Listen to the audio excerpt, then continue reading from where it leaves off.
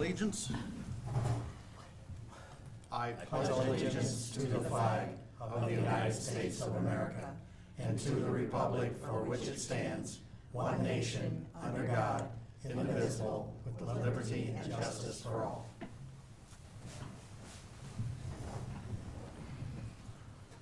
Good evening and welcome to the Bryan City Council meeting for Monday, February 20th, and happy President's Day. First item on our agenda this evening is the approval of minutes. Council, you've been given the minutes to review.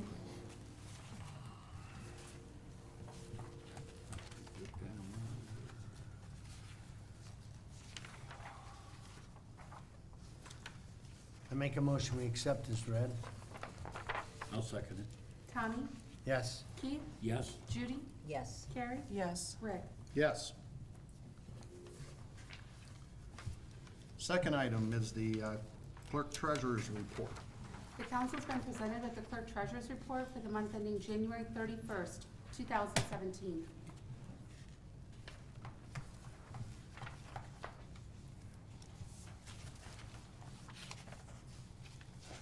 I move we accept. Second. Judy? Yes. Carrie? Yes. Keith? Yes. Tommy? Yes. Rick? Yes. At this time, we accept anyone that would like to address the council, hearing of public concerns. Seeing no one at this time, we'll move on to the next item, which is a resolution. Lori, would you please number and read? Resolution number 7, 2017. A resolution authorizing the clerk treasurer to advertise for bids for the project known as Bryan Fire Department Live Fire Training Structure Replacement. Our building is just over 20 years old since it was first put up. It was it was over a 2-year process to put it up to the 3rd floor. Our last engineering report, we need to either do extreme repairs, which is almost replace the building, or tear down, replace. We looked at some.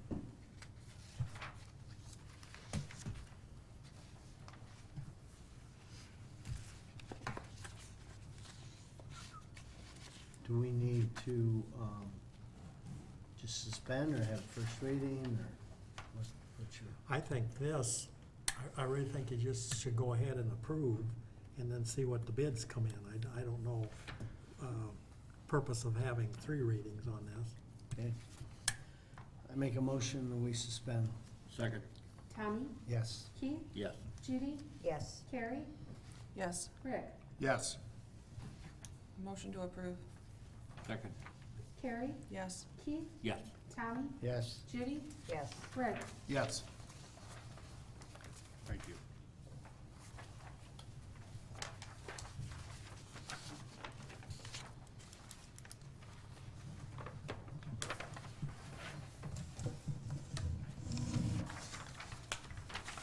Next item on the agenda is the hiring of a vehicle operator. Good evening. Good evening. I recommend that we hire Brett Brown to fill the open position at the street department. He has a Class B CDL, passed all of his physical and background check. He'll be on 1-year probation. I don't know his exact start date yet because he wanted to give his present employer 2 weeks' notice. So hopefully he did that today and he gets approved tonight. I make a motion to approve. Brent? Second. Judy? Yes. Tommy? Yes. Keith? Yes. Carrie? Yes. Rick? Yes. Thank you. Thank you. Next item is retirement from wastewater.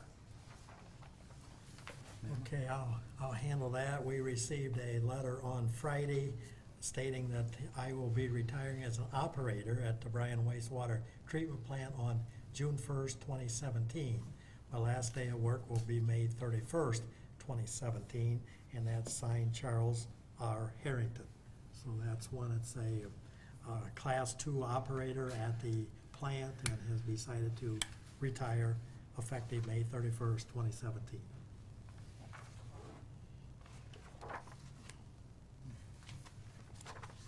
state of work. I'll make a motion to approve with regret if we note that the date of the letter is supposed to be February 20th instead of April 14th. We don't know why he put that on there. When anyone turns that into the office, we bring it Yeah. to council right away, and Sure. that was on there, yeah, I I mean, know. it doesn't make any difference with this end date, but Yeah, I'll second that. Carrie, yes. Keith, Yes. Tommy, Yes. Judy, Yes. Rick. Yes. Next item is permission to post the position. yeah, since that will be an opening, I would like permission to post that. It will be kind of delayed for just a little bit because of the hiring of a wastewater superintendent, and then the drift of that, if we have to hire an assistant superintendent and down the line, but I would like to have permission to post that along the line as soon as possible, so we know what we're doing, so. Motion to post.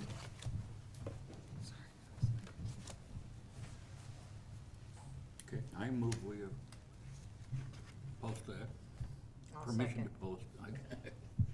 Keith, Yes. Carrie, Yes. Tommy, Yes. Judy, Yes. Rick. Yes. Next item is the CRA appointments. Okay, Andy came to us and said we need some new folks in the Community Reinvestment Area Housing Council. It's a 3-year term, 2018, and we've had 2 members appointed by council. That has been Charlie Wolf and Bill Bonney. We had, by the mayor, we had 2 appointed by council. That was Carrie Slade and Deb Barcy. Carrie, being on council, felt that that'd be a conflict, so stepping aside, Deb Barcy passed away. And then the planning commission, Owen Miller is on that, and they will take a look at that position if Owen is not able to return. And then the 5 of those will appoint another person, and that at this time is Barney Beavers. So at this point, we have 2 new appointees by council, Joyce Walker and Dick Reed. So Joyce, I don't know who'll be placing what, but those are the 2 that I recommend, and I hope council recommends replace the 2 that are leaving. I move we accept that recommendation. Second. Keith, Yes. Carrie, Yes. Tommy, Yes. Judy, Yes. Rick. Yes. And Andy can carry on once a year meeting there, but those folks get that. Good. Next item on the agenda is recreation park lights for the soccer fields. Mr. Dominic. Thank you. We came and spoke to you last council meeting about the idea of the soccer light project. And I told you we'd bring some legislation back for you tonight. Having talked with Rhonda, we do not have to have a resolution. It's a simple form of a motion that you guys will pass or not pass, that will approve to go ahead and move forward with the project. At a later date, we will come back with a resolution to bid the project, or even a resolution to accept the donation from the Soccer Association to pay for the project. So down the road, there will be some resolutions, just not at this time, if it's approved. So all I'm asking for is a motion to move forward with the project, so they can start raising money to fund the project. I have not heard anything through our office. I don't know if the mayor's heard anything, or if you guys have heard anything, but I have had 0 phone calls on the lights. And my understanding is that this would be at no cost to the city. Right, yep. The fundraising will be done by the Bryan Soccer Association to pay for the project. And there will be, I can't think of any maintenance that would be done. We already Yeah, it'll be- carry the field itself. Right, it'll be So very, they'll be additional very, very lights, minimal. that would not affect Right. any additional maintenance Right. costs as well. Right. Yeah. I know at some point there was some concern about it still being free power. Just so you guys are aware, the plan is once we get approval from you guys, then at that point, we will go talk to BMU and ask for their permission on the project. But I kind of feel like before we ask them for permission, we need to ask you guys for permission first. It's kind of a pecking order that we try to follow. So we will go in front of the BPA at a later date just to kind of lay out the project and make sure that they're okay with it. And again, we did LED lights with the idea that that would be something they would request because of the energy efficient usage.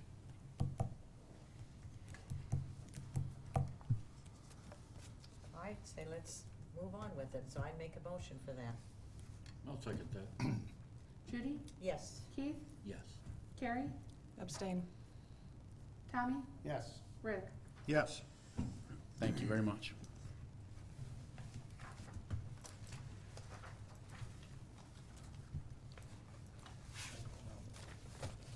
Yeah. Okay, with no further items on the agenda, except for Parks and Rec annual report, first thing that I'd like to do is go around the room. And Mr. Waterstone, do you have anything further? No, sir. Mr. Willis? Mr. Engstrom? Mr. Poole? Anything from BMU? Mr. Day? Nothing at this time. Mr. Moore? Nothing. Mr. Yardis? No, other than best of luck to Mr. Harrington on his retirement. Nothing. Gary? Lori, do you have anything? No, sir. Miranda? Just one announcement, the WEDCO meeting is March 7th at 11 o'clock at the Veterans Building. I would have to know if you want to reserve, we have to let them know who would be going. So if you can let me know after the meeting whether you plan to attend, March 7th at 11 o'clock, please do so. So, They have John Houston as their keynote, correct? yes. Mhm. All right, Mr. Dominic? Good evening. In front of me, you guys should have received an annual report from the Parks and Recreation Department. Included in that, towards the back of the report, is the tree commission report, which falls underneath of me. So I've added both of those documents in there for you.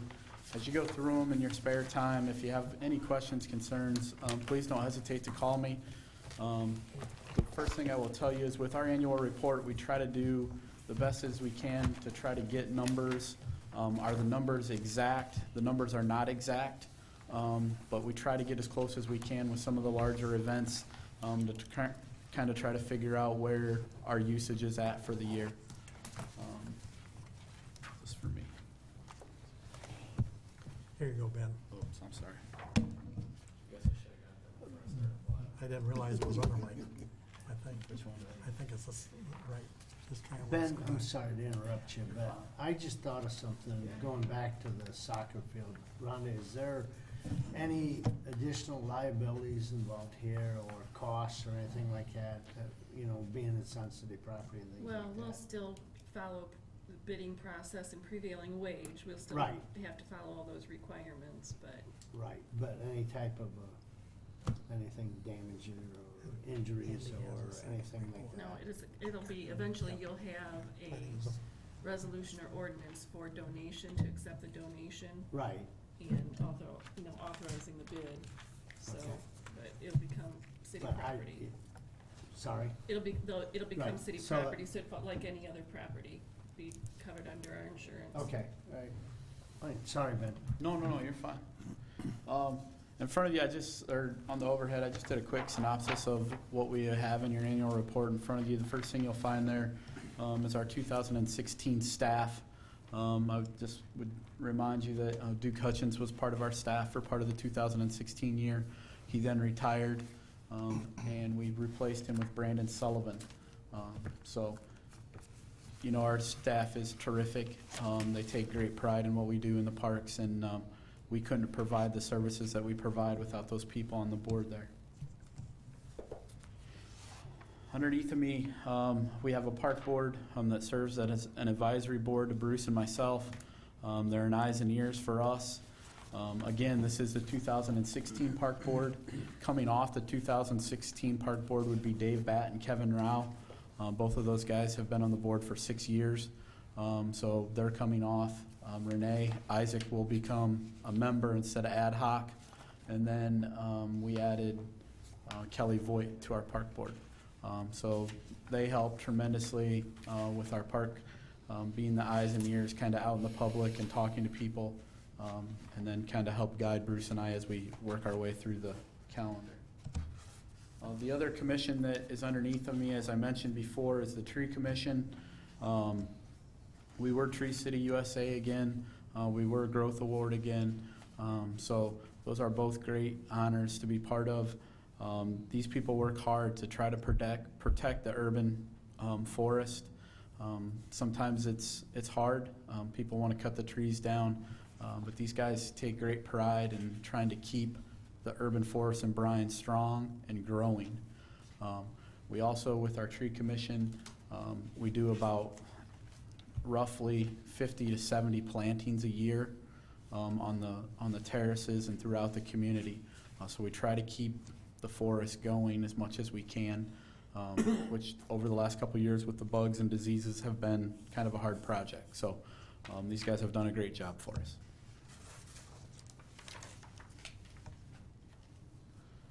The first thing I'll draw to your attention is our pie chart for the 2016 Parks and Recreation total facility usage. Again, we do our best to try to get as close as we can with numbers. We realize that the numbers are not necessarily exact numbers, but we try our best to be as close as we can on some of the things that we have going on. This graph in front of you shows anything that happened in the parks: classes, meetings, clubs, workshops, swimming, etc. And then we break it down according to our different facilities, our community center, the East End room. At the time in 2016, we still used Lincoln School. We still used the old middle school at that time. And then we had our shelters, pools, and obviously the McDonald Ruff Ice Arena, along with our other activities that kind of don't fit into a facility, so to say. Last year we estimated we had around 161,000 users. So we think that's a good number. It's kind of spread out throughout our different facilities. The shelters still are a huge part of that. And then the pools obviously are a huge part of that also. The next bar chart that you'll find there is just a 5-year bar chart as to the total facility usage. And then the one on the very end, the green one there, I did a 5-year average. So you can kind of see over the last 3 years, our numbers have kind of stayed right around 150, 160,000 users. And the average is about 138, 139,000 users. So right now we're just above average. So we'll kind of see how this transpires as we continue to move forward. But we're happy with the usage throughout the parks. The next chart you'll find there is our shelter and pavilion usage. We estimated that we had we had over 23,000 users last year. Some of the reasons would be reunions, birthday parties, community events, special groups, that kind of stuff. And then again, we break it apart per shelter. Obviously, our most popular shelter is the JC Pavilion, which, if you're not familiar, is located there at Imagination Station. Starting about the first week in May, it's busy every single day with school groups that are on field trips. That's usually where they take their lunch. That's usually where they play, and then they get back on the bus and go home. So it is an extremely busy facility. It's also busy during the graduation season. A lot of people do graduation parties and that kind of stuff out there. So it is one of our most popular ones. Moore Park Pavilion is another popular one. The biggest reason for the Moore Park Pavilion is it's really our only enclosed pavilion. Everything else is what we call open air. So it's still kind of open to the elements, whereas the Moore Park Pavilion is not. It has a door, you can pull it shut, so if it's cold or rainy, you can kind of get out of the elements. So it's still extremely useful, and it's useful a little bit longer. We see a lot of rentals in October, early November, before we turn the water off in that pavilion, because we do have a fireplace in there, so they can kind of make a fire to take the chill out of the air. So those are a couple of the pavilions. Again, I did a bar chart for you so you can kind of see where the pavilion usage. And again, you'll see the pattern is the last 3 years have stayed pretty consistent. You know, somewhere between 22 to $25,000 or people. I'm sorry, and then the 5-year average is right around 19,000 people. So our usage is up over the last 3 years, and a lot of that we think has to do with just people kind of staying around and doing stuff here locally as opposed to traveling and that kind of stuff with the gas prices. Ben, if somebody wants to use a pavilion, do they need to contact someone, or? Well, to reserve the pavilion and make sure that the pavilion is there for you to use, yes. You call the office, we have a rental opportunity, you fill out the form, all that kind of good stuff. Of course, the pavilions are always usable. If there's nobody that has it rented and you stop out to the park and you just want to sit down and eat lunch and there's nobody in there, you can always just sit down and eat lunch. You don't need to call our office to do that. But if you're scheduling an event such as a graduation party or a reunion or something along that lines, your best bet is to go through the rental process to make sure that you have that pavilion rented. Okay, thank you. Okay. Yeah. The last graph I put up there, the pie chart I put up there, is our pools. Again, last year we did almost 23,000 people at the pools. This is our passes, our public swim, our lessons, rentals, swim team practices, meets, all that kind of good stuff. You can see, as in the past, Moore Pool is obviously the more popular of the two pools, but they also host all of our events. They host the swim meets, they host the lessons, they host the rentals, so they would be the more popular of the two pools. Again, this past year we did the split schedule where we alternated days of the week that the pools were open, as opposed to opening both pools at the same time. One pool is open and then the next day the other pool is open. So we've been pleased with how that's worked out the last couple of years. Again, I have, yeah, go ahead.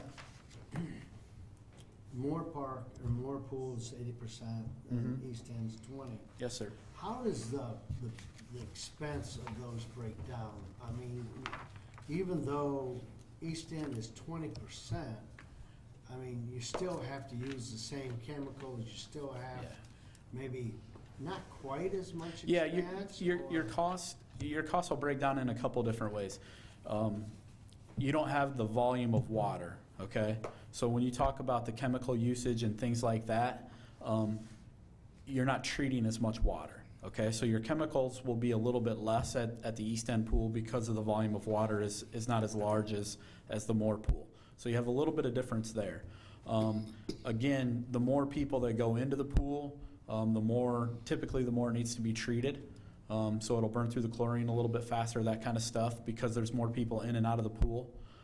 So the more bathers load that you have, that will adjust your expenses also. And then the other thing too is at East End Pool, the number of people we have to hire to work on a given day is about half of what we have to run Moore Pool. So your overhead is a little bit different at East End than what it is at Moore also. Both very expensive to run, but there would be a little bit difference as far as the expenses go to operate each pool. Thank you. Yep. The last chart I have there for you would be, again, the bar chart as to our pool usage over the last 5 years. As you can see, we were up a little bit. I would draw your attention to 2014. The number seems really high. That was the year we hosted the conference swim meet. That's why it's really high. So that weekend there's a ton of people here for that weekend. So that kind of drives that number a little bit higher. Other than that, you can see our numbers are pretty consistent, right around 20 to 25,000 users of the pool. Our average is about 22. So, you know, we had a pretty average year, but we're happy with those numbers. Obviously, we'd like to have more. We'd love to have enough lifeguards that we can open both pools up again. But right now, the way we have them running, we think it's kind of leveled itself out and works for people. The next thing I added there to the annual report for you guys is just kind of a list of what took place in the parks in 2016. Now, I obviously didn't go through and list every little thing that we did, but I just tried to do some highlights and some of the major projects that we did throughout the year. I'm not going to read through them, but I wanted to make sure you guys had an opportunity to see them, take a look at them. If there's any concerns or questions, again, please don't hesitate to call me. But we had an extremely busy year. The weather, as most of you know, was extremely good through the month of November, we enjoy that, but it also means the mowers run just a little bit longer. The leaves hold on a little bit longer. So some of the things that we typically have wrapped up the first week in November were end of November, December type projects this year. So our year was a little bit drawn out as far as that goes due to the weather, but we won't complain. I think that's all I have. If you have any questions, I would do my best to try to answer them.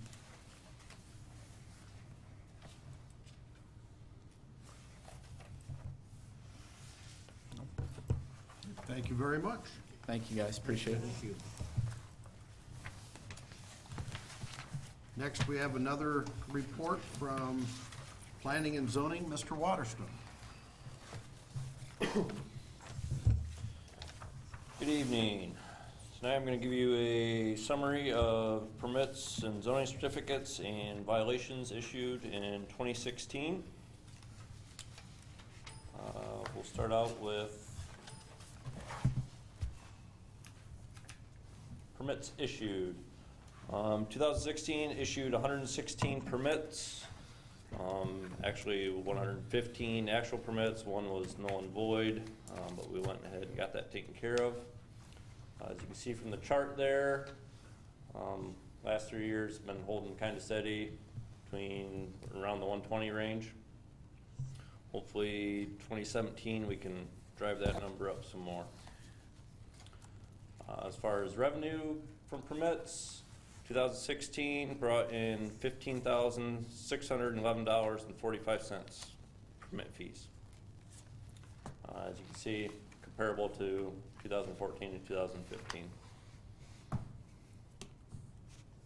Construction trends for commercial construction costs in 2016, we had $3,134,235. There were 4 new commercial businesses in 2016. Best One Tire, the Bryan Animal Hospital, the Engineering Storage Building out back here, and Nyhart Storage on East Edgerton Street. We had 2 commercial additions. One was for Davlin, the other was the warehouse at Law of Auto on North Union Street. And I issued 3 commercial renovation permits. One was for Coley Rouse building out on West High, one was for Bard Manufacturing, and one was for Jack Sillenback on North Main. Residential construction trend, we had $1,508,974.25 worth of residential permits or construction costs. As you can see, the next slide, the residential was slightly down from the previous slide. It was slightly higher than the previous year. Construction type for residential, I only issued 6 new home permits. There were no duplexes or no triplexes in 2016. The 6 new homes, 2 of them were in Greenfield Edition, 2 of them were in Auto Chase Edition. One was at Greystone Condos, and one was on Patrick Court. Any questions on permits?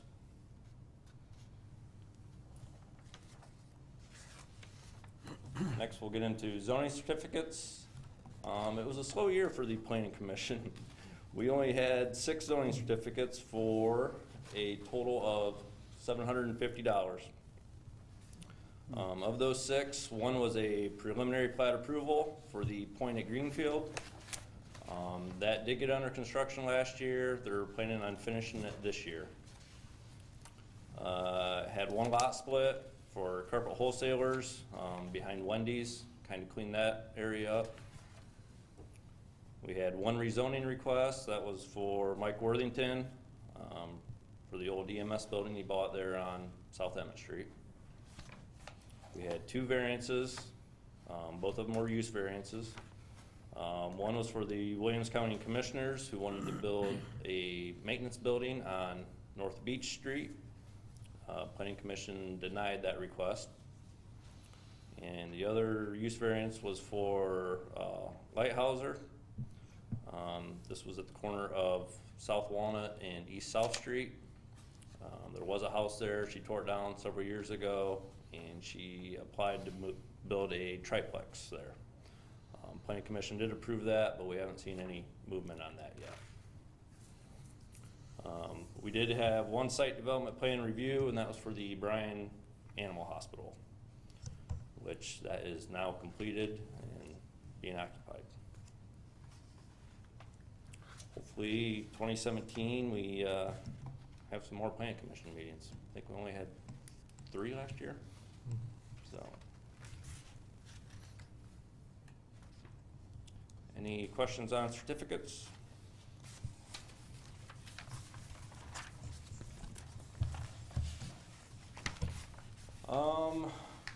Did a few slides here on violations that were issued in 2016. In total, I handled 127 violations. 28 of those were trash vehicle complaints or violations. Those were turned over to the police department and they pursued those. 54 were grass, weeds, or illegal dumping. 18 were building violations. 11 was construction without a permit. Issued 6 letters for swimming pool violations, 4 for fence maintenance, 3 for home occupation violations, 2 parking violations, and 1 for sump pump discharge. They were pumping it in the alley instead of their yard, so we got that taken care of. As you can see, most of my complaints have to do with grass and weeds. We had 54 complaints this year. 41 of those complaints were posted, as you can see in the picture there, with a little pink placard. I issued 8 letters. Reason for the letters is there's confusion if you post it. Say they don't mow the 2-foot area behind their fence. You post it, they don't know what you're talking about, so you gotta send them a letter and explain it to them what they're missing out on. And I issued 5 verbal warnings. Typically those are, I get a complaint, I drive out to inspect the property, see if it's postable, and they're in their yard. I tell them, hey, get this taken care of. They usually comply that same night, so. Out of those 54 complaints, 9 of them were turned over to the city attorney. And 9,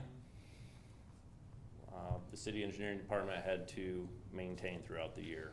These are vacant structures, foreclosures, or people just abandoned them. So, of those 9, I think we only had to mow 3 of them twice. Usually they work themselves out if you give them time. Somebody comes forward. Next we have building violations. Issued 8 violations for primary buildings. 2 of those 8 violations complied by repairing. 1 of those had to be forwarded to the city attorney to get further action. 4 violations are currently pending, but we're heading in the right direction with those. 1 of those is forwarded to the city attorney. And 2 were no response, vacant structures. We're still working on tracking those people down and trying to get those properties cleaned up. 10 of them were accessory building violations, holes in the roof, leaning walls, things like that. 9 of them complied by either repairing the structure or just raising it completely. 1 of those is forwarded to the city attorney, and I currently have one violation still pending for an accessory building to get the roof repaired. So, we're making a step in the right direction here probably next month, and in April, I'll start compiling another list around town, and we'll issue some more letters this year and see if we can get more of the city cleaned up.